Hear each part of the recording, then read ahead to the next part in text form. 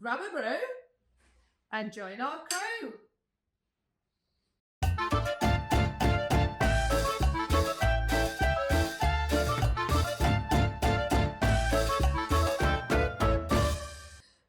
Welcome to episode 6. 6 already. Wow. Of the Teach Hullabaloo Music Podcast, which is linked to our fantastic Hullabaloo primary music curriculum. It was only launched in June, and there's a link in the notes below for the product. You can sign up for a free trial. So, no more boring lessons. That's what we say. No more boring lessons with Hullabaloo. So this podcast is for anyone who loves music, anyone who's a teacher in a primary school, or indeed a parent of a primary age child. We're getting a bit of a following with the parents now. So our very special guest today is none other than Tom Lister.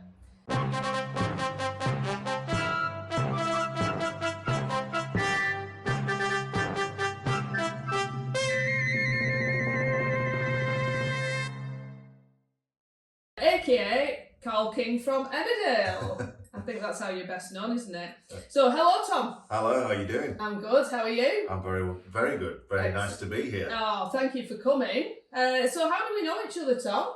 Well, I believe you know my wife very well. Mm-hmm. My wife is a primary school head teacher. Yeah. And so I'm very aware of all things primary school and curriculum and lessons and children and teaching and all that type of stuff. Yeah. It's something that is talked about a lot in the house. I'm sure it is, absolutely, yeah. So it's through Jen. I'm chair of governors at the school. So we become good friends, and so I think she badgered you into doing this. So, but thank you so much for coming on. My pleasure. Can I ask you, because some people will know you from Emmerdale, obviously. Yeah. I've got to be honest, I've never watched it, honestly. So I felt a bit of a fraud when Jen said that you'd come in. I thought, well, should I actually now start watching some back episodes? Well, do you know what? It's actually... It's 12 years, almost to the week, that I left the show, which is crazy, really, because people do still come up to me and recognise me from it, and people come. Just this week, actually, somebody came up and they were like, "Where do I know you from?" And then sometimes it's, do you say it? Do you not say it? Do you actually kind of like offer the information that you were once on TV and that you were on Emmerdale? Because normally it's then followed by, "Oh, don't watch it. It can't be that.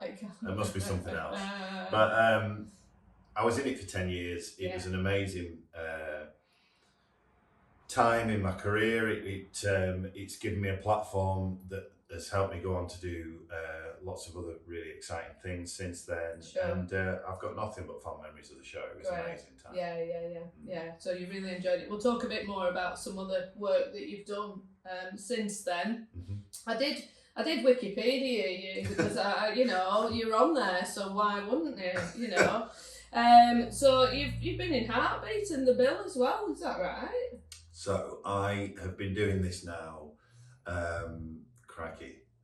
about 23, 24 years since I left drama college, and I, funnily enough, when you go to drama college, and I did a 3-year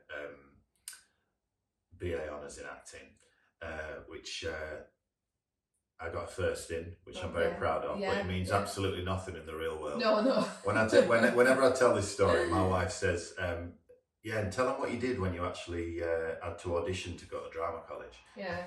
And you go in and you have to do a Shakespeare piece, you have to do a contemporary modern piece, we had to kind of do a singing thing, you had to do some movement classes. Yeah, but what did you do when you had to actually go in and do that improvisation class? So I went in, and when I was auditioning to try and get into drama college, I had to roll around on the floor and pretend to be a sausage in a frying pan. Oh my word, now that is novel, isn't it? Wow. And you That is how you went to university. Yeah. I did 3 years in Okay. English. I went to the PGCE, and you're rolling around on the goodness. floor pretending to be a sausage in a frying pan. Oh my goodness. But you know, was that your choice to do that? Or were you told that was what you had to do? I think we were told what we You had were to told. do. It was obviously all about like, can you lose all your inhibitions and Yes. basically make a fool of yourself? Okay. Which right. is not something that really comes hard to me. No, I must admit, I'm a bit the same. So yes, that's fine. But I got into it, and then when Yeah. you go and do 3 years at Yeah. a private drama college like that, which costs a fortune, Yeah. you come out and you basically have like a Britain's Got Talent X Factor style moment at the end of it. Okay, right, yeah. Where you go down to London, you put on a showcase with all of the year group that you're in, Yeah. and it's in a theatre in London, and it's a theatre that's full of casting directors and agents. Right. And you're hoping the agents will offer you representation and the casting directors will give you Of course. a job in the future. Yeah.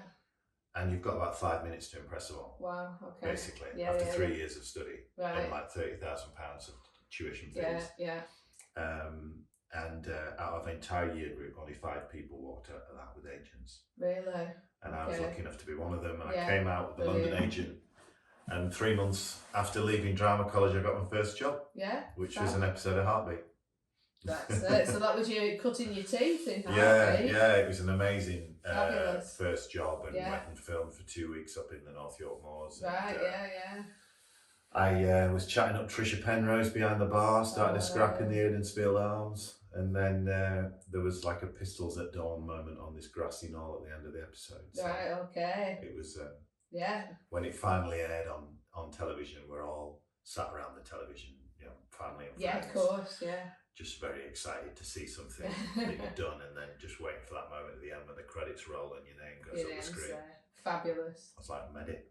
Fabulous. If nothing else happens from here on in, I was on the telly. telly. That's I was on the telly your once. highlight. That's your highlight. Do you know, it was like, so yesterday I was at a music conference in Halifax, exhibiting Hullabaloo, because we're trying to get the word out.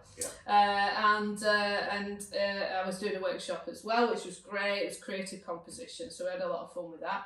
But there was a book stand, it was Collins, and they bought out a publisher called AC Black. And AC Black did loads of music, primary music kind of books and stuff like that.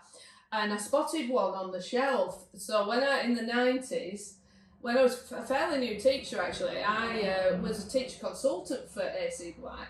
So they'd send like the books weren't published, they'd send the scripts, as it were, for you to have a look through and to comment on and all that kind of thing. And I thought, if it's the same book, because it's Recorder Magic it's called, so I rushed over to the stand, and the guy was doing a workshop, so I wasn't disturbed, so I could have a furtive look through the book. And at the back, on the back page, there's a list of thanks, and my name is there, right? And there it was, and I was like, oh my goodness. And it's like, so I've had a business for 15 years plus. I've got products in 37 countries now, but that doesn't matter. All that matters is my name in that book from the 90s. Isn't it weird? It's a similar kind of thing that's like, it's like the pinnacle is somehow at the beginning in some ways. So it's quite interesting. Right, okay, well that's really interesting. We're going to carry on with your story, Tom, shortly. But we do have, I like to throw in some fun musical facts, okay? So it's something that I didn't know before I found it out, and I doubt that you would know. So this is a fact about gibbons. Okay, right. You weren't expecting that, were you? I wasn't, no. Okay. So it's a fact about gibbons, because gibbons who sing together stay together. Oh yes. So Siamangs are gibbons who live in the forests of Southeast Asia, and they actually mate for life, which is really unusual for the species. And scientists think that the key to their long relationships is singing. Right. Okay. So every day at dawn, the pairs sing to each other. Okay. So it's a duet. So it's actually a proper duet. And the male and female sing different parts. New couples, they've noticed, so they've done all this research, so new couples sing for a lot longer than old couples. So they obviously don't feel they need to make the effort when they kind of get a bit older. And each pair has got a unique song, so that they and they believe that it's about their life together. How they can come up with that, I have no idea. So they're singing about their life together. I'm not sure about that bit, but shall we listen to a bit? Yeah, go for it. Yeah. All right, I've got a bit for us to listen to. Here we go. Okay. Right. That's the beginning. That's it.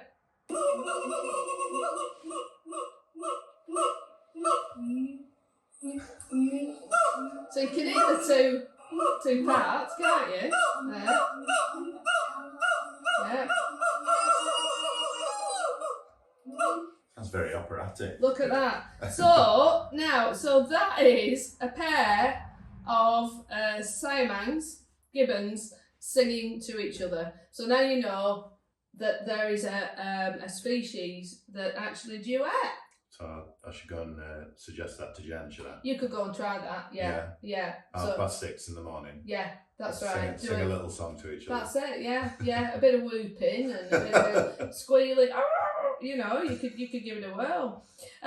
So that's our fun fact for this podcast. I really enjoyed listening to that myself. I've heard it a few times now, and it never gets tired, to be honest. Okay, so we're going to move on to our mystery musical instrument slot.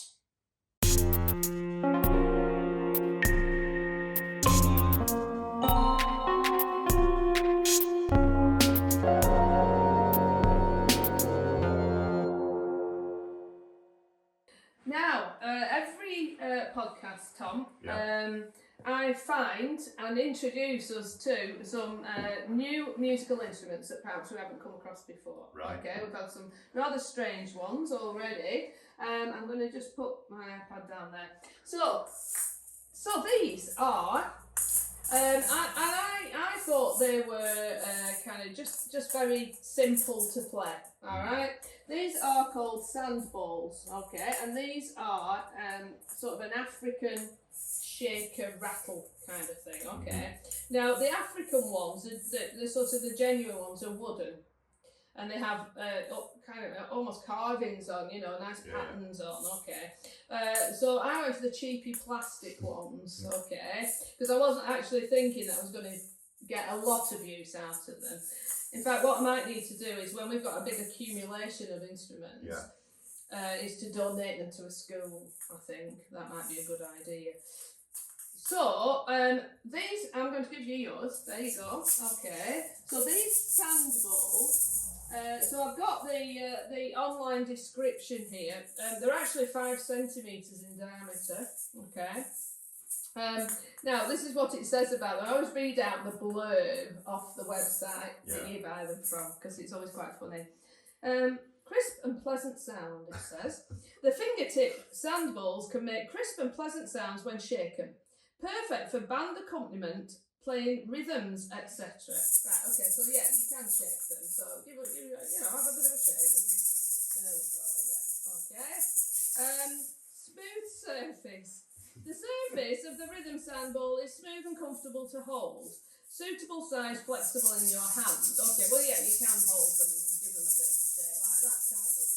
Feel like you've got a bit more control then, don't you, when you're playing them, rather than just doing the old... They're like maracas, aren't they?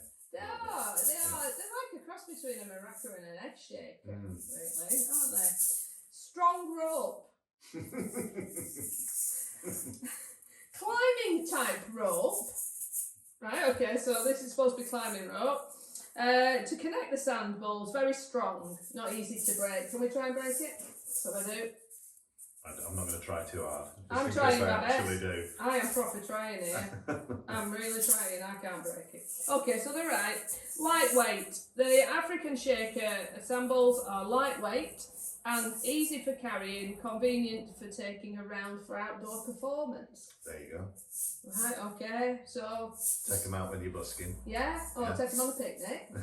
Or, whenever you're outdoors, you could give it a bit of the old sandballs there. Okay, so what is a real shame is that I can't show you the video of how you play them. Okay, well, I could show you, but not everyone will be able to see it. Yeah. But we're going to put a link to how to play sandballs in the notes on the podcast, okay? Because you have to see it. So what this guy does, right? Yeah. So he kind of puts it through his fingers like that, right? And then he whips it round at the speed of light. You've never seen anything like it. And he's got one in each hand, and it is the most amazing. Paul, you've seen it, haven't you? Yeah. It's the most amazing. So then we all tried it in the office, and we were all a bit like this, like I am now. But he's like, like proper rhythm going for it. Really, I couldn't believe it when I saw it, to be honest. Yeah. So you can do amazing things with these. We're just going to play them now and have a go, aren't we? But this is not how you do it. So, we'll both have a go at this. So I'm going to see if I can get them to... We're going to whip it? Yeah, have a go at whipping it. Just have a go at whipping it. See if you can get them to clack.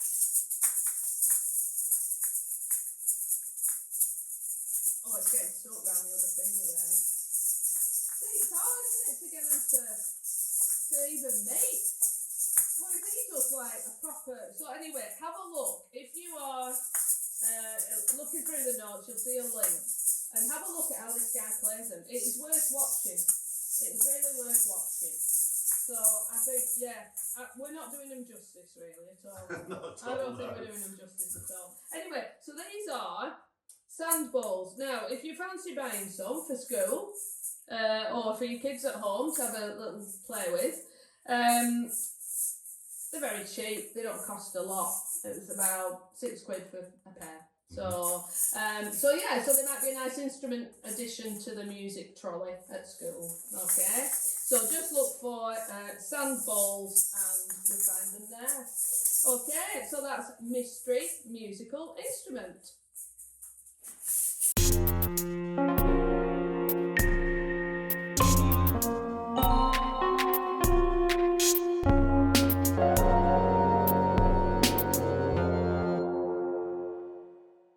So Tom, let's find out a bit more about you and music this time. So how important is music to you? Yeah, it is. We always have music in our house. We've actually got 2 dogs now, and when Jenny was badgering me for years to get a dog, and I've always wanted one, but we just never really got round to it. And then as the kids grow older and they become less bothered about you, suddenly a dog becomes a great idea because they're really excited every time you come home. Teenage kids, not so much. They only ever come downstairs when they want something. But we heard somewhere when we were reading up on how to look after dogs and stuff like that they quite like listening to classical music. So we have classic FM on in the kitchen all the time. Yeah. And I absolutely love it. I have been in musicals now and stuff like that. It's something that I always really wanted to do, and dreamt about doing when I was first at drama college, and I've had the opportunity to kind of go and do quite a few of those now, which has been great. And I've kind of sung from a very early age. Yeah. So singing is something that I've always enjoyed.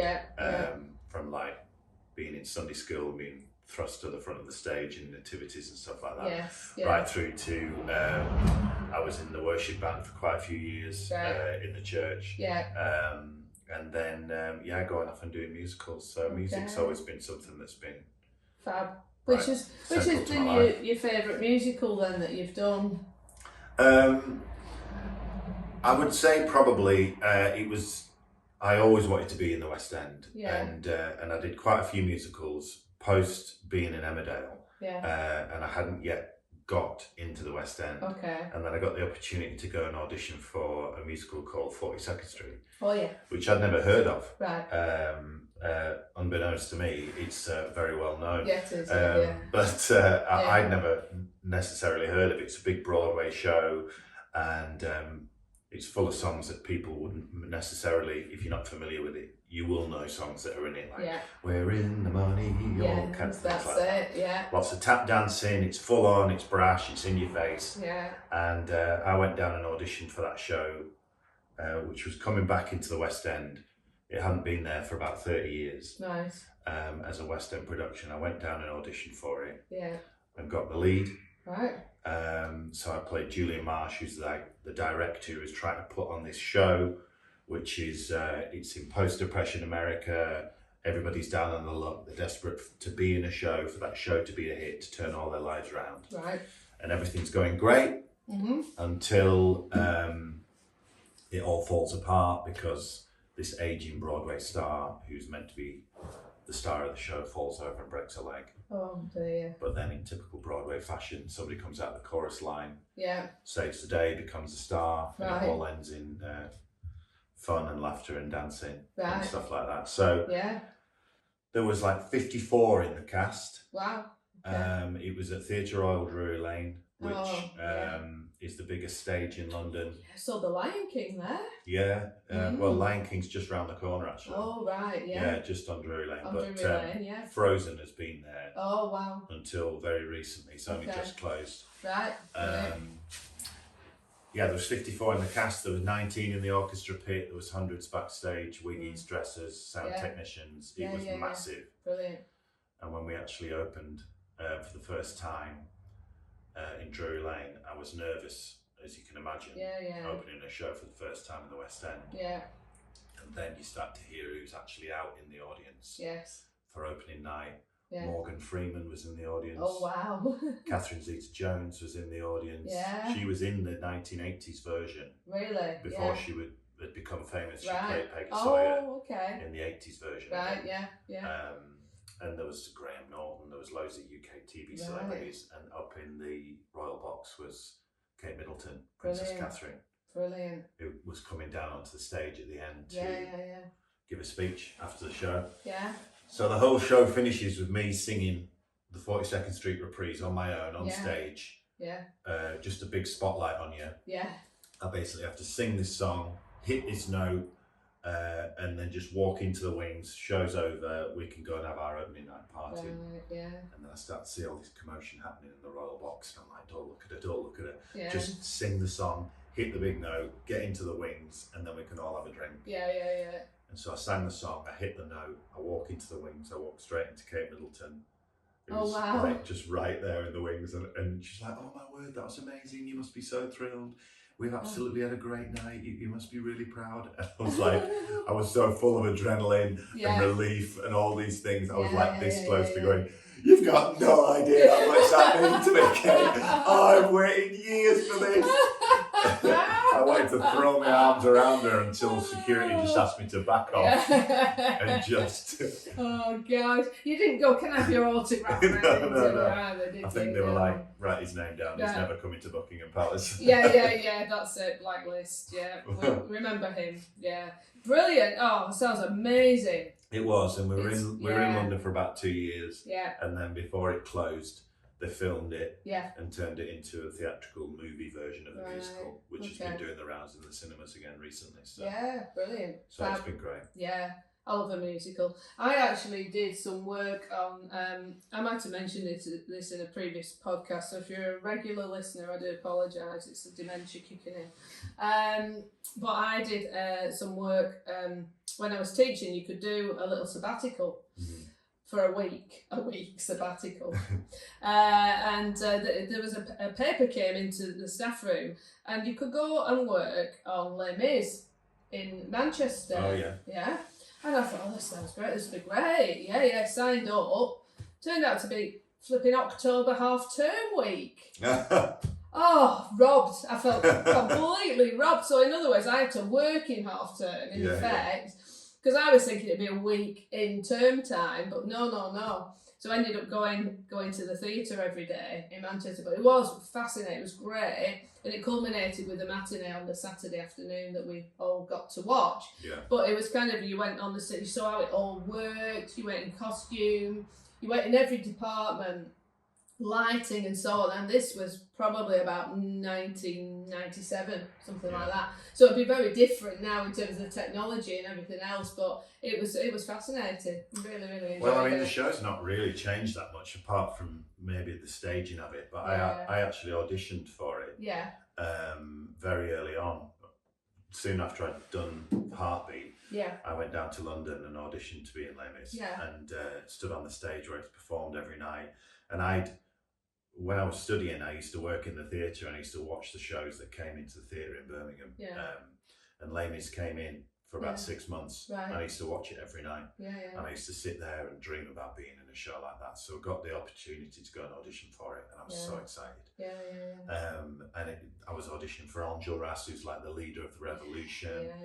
I went down and performed my audition, and they were like, "Tom, loved your song choice." I think I sang Dancing in the Dark by Bruce Springsteen. Oh, right, okay, They're like, perfect song choice, thought you were great, you were absolutely perfect casting for this part. We just think you need some more singing lessons. Oh, okay. Just 3 years of singing lessons, but oh no, at drama college, and I was like, the thing is, you get so many more no's than you get yeses with your auditions. I bet. And you've got to get used to like rejection, because you get a heck of a lot of it. And, I bet you do.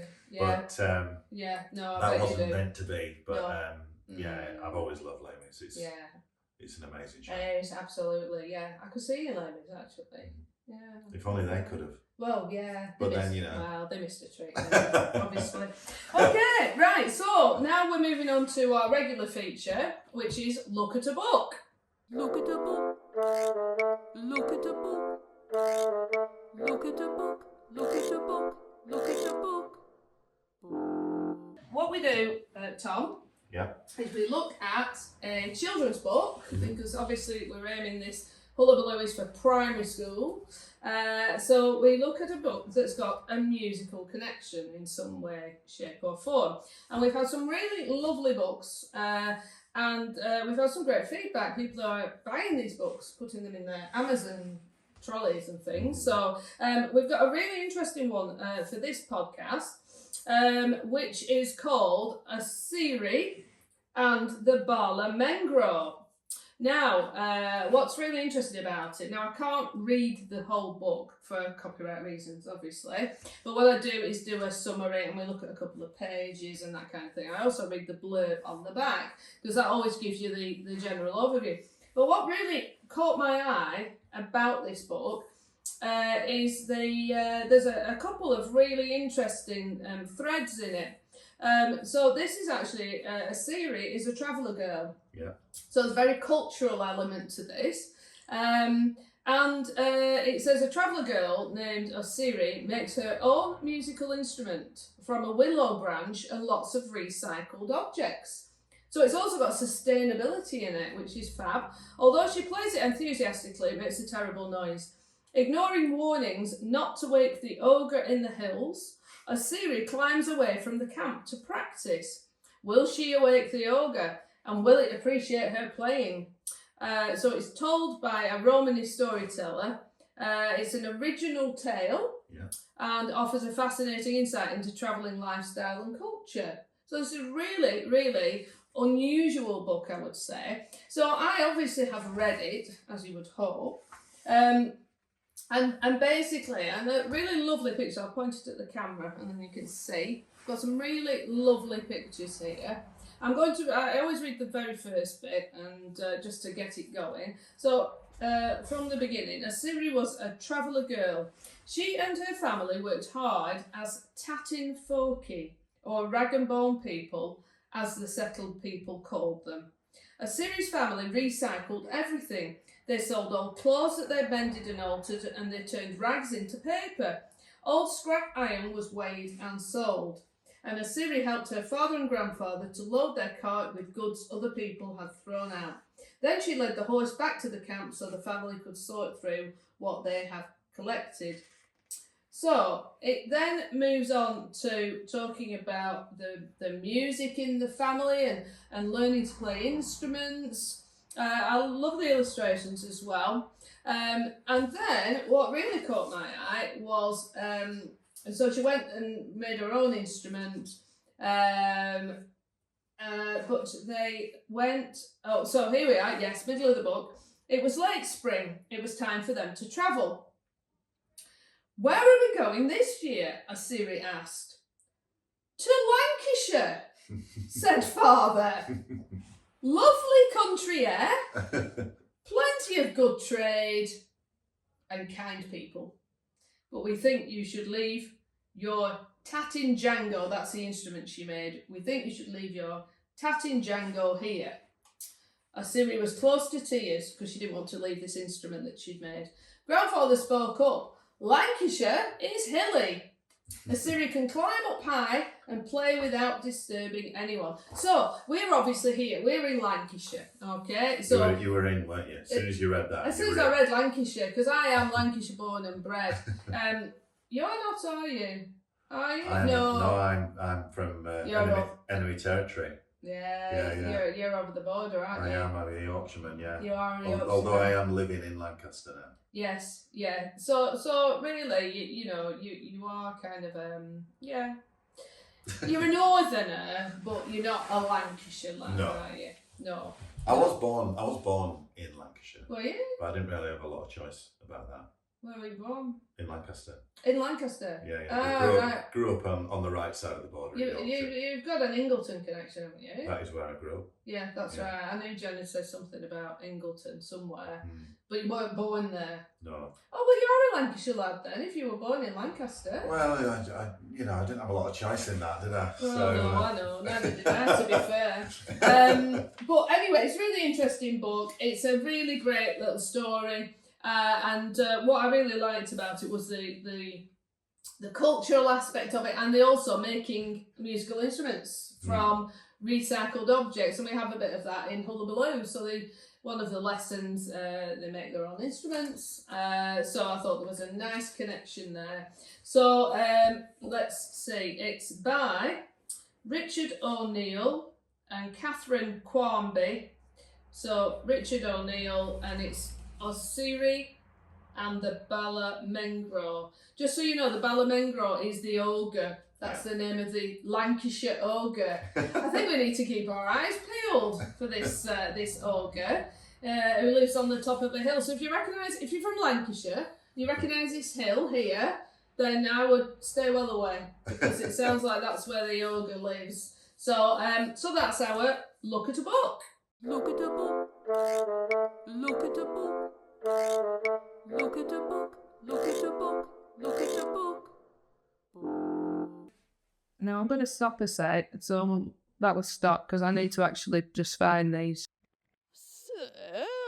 Honey, which is in reverse. In reverse.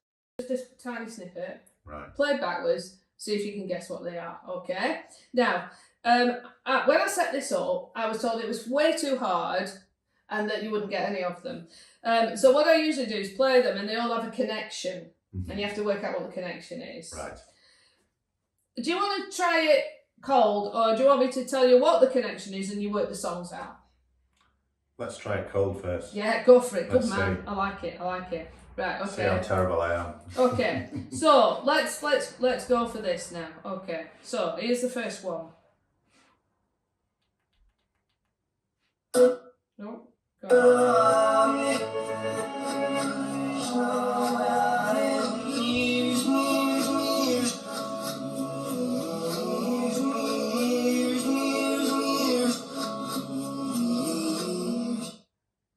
They're very well known, by the way. So it's really hard, isn't it, when you kind of like hear something backwards and you're trying to kind of flip it. I know, isn't it? One more time.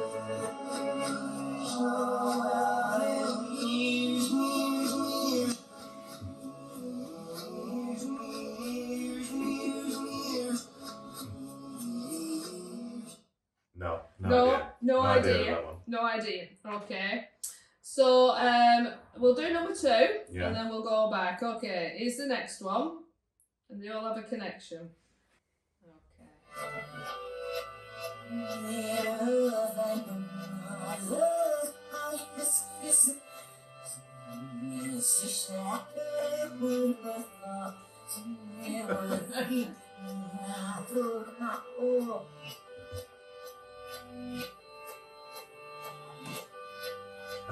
That sounds familiar. It is very familiar. Yeah. That's the bit that'll give it away, I think. Yeah. That's not Goodbye Sleepy Jean, is it? Is it?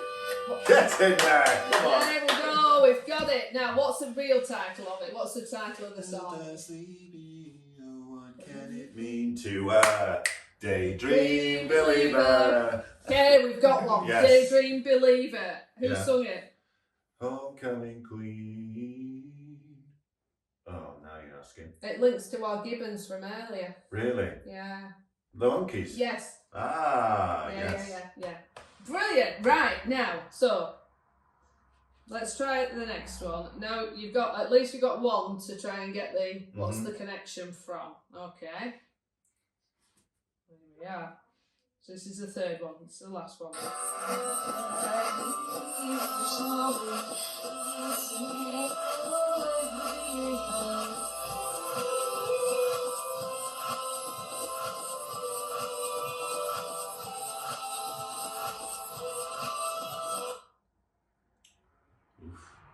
Can I have that again? Yeah, a little bit of fiddle there at the end that might help you. A bit of fiddle.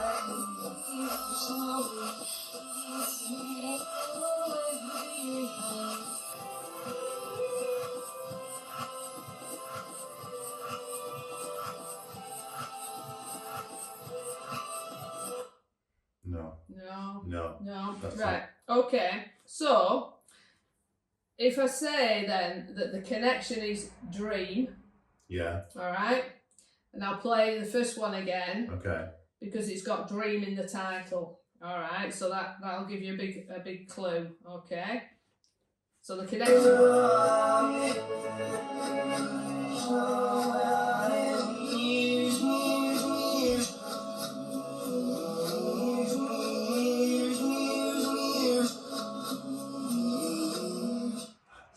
Something in that that's ringing a bell, but it's not dropping. Yeah. So that one, all I have to do is dream.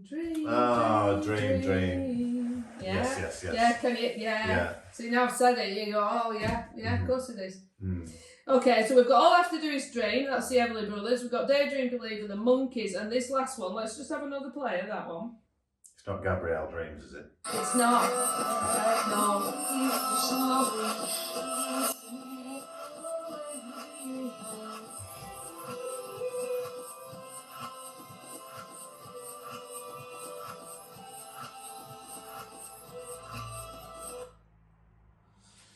No. It's a bit of the chorus, that one. Oh my word. Yeah. That's the fiddle, Dreams, there you go. Yeah. The little bit. Yeah, that bit. Yes. Yeah. That was it backwards. You see?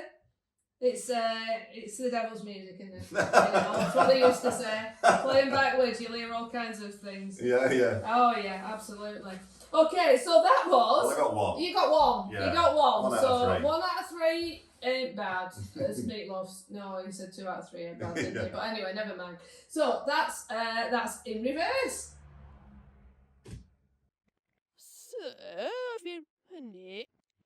Which is in reverse. What we do, Tom, is we have 3 questions, which you have already had. We call these the guestions. Okay, 3 guestions. And you've had these in advance to think about.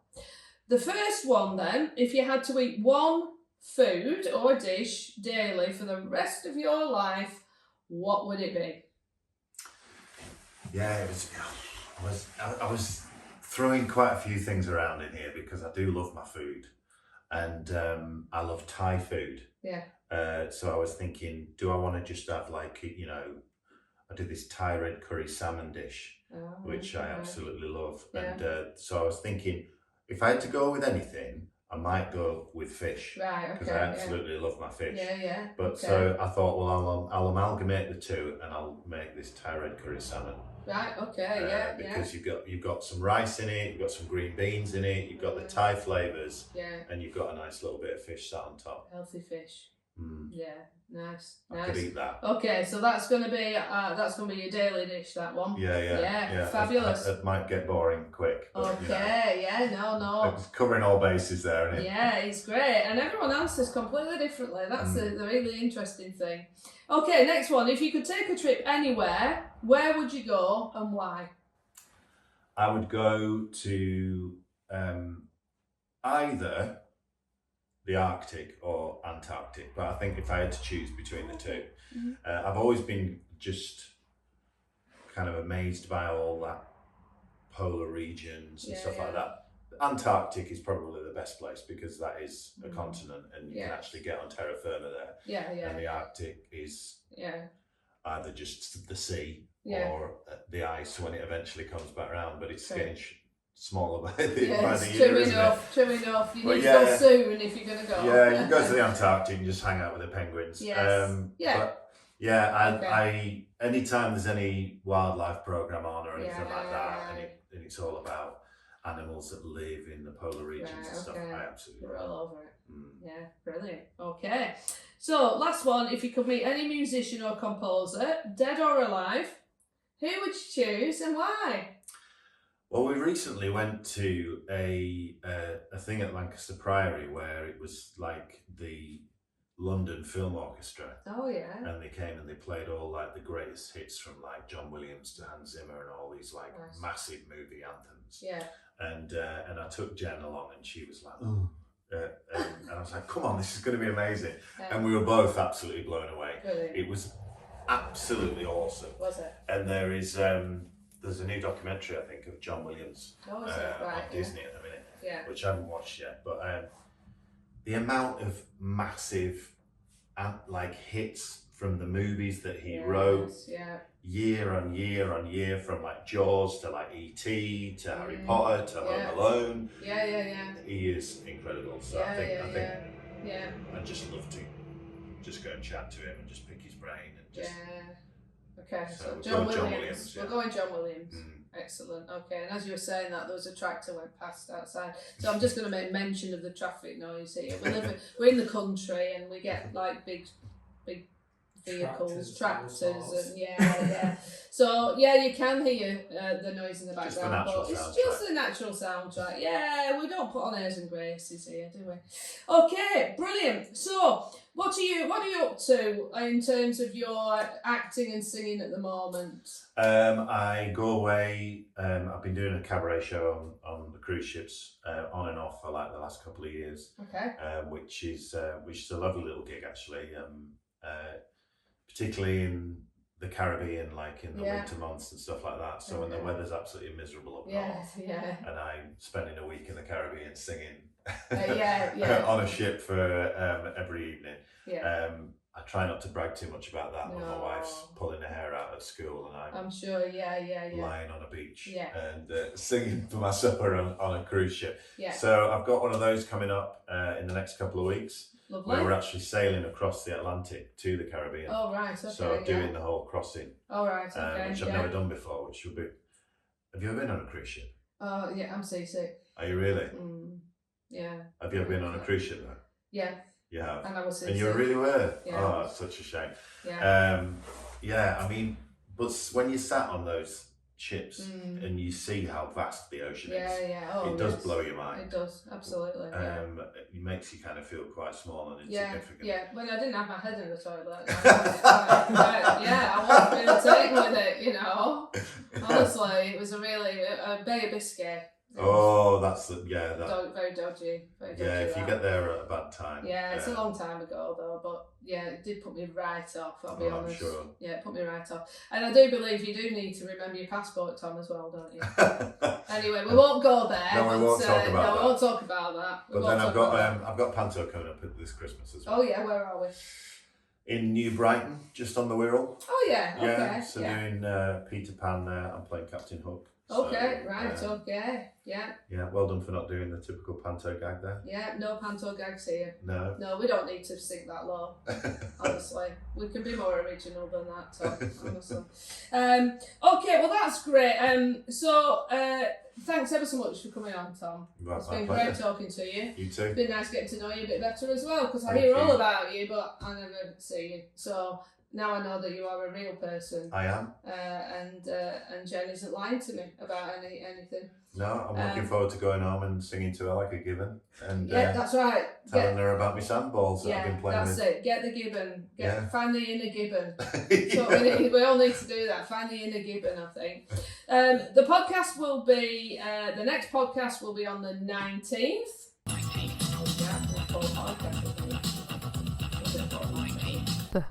So don't forget to tune in.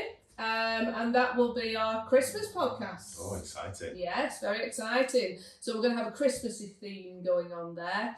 So, we'd love to you to join us for the Christmas podcast. If you haven't already subscribed, please do. And we have different guests every month. And thank you very much, Tom, for being our guest today. My pleasure. Thank you. And bye-bye. Bye. Bye-bye. Excellent.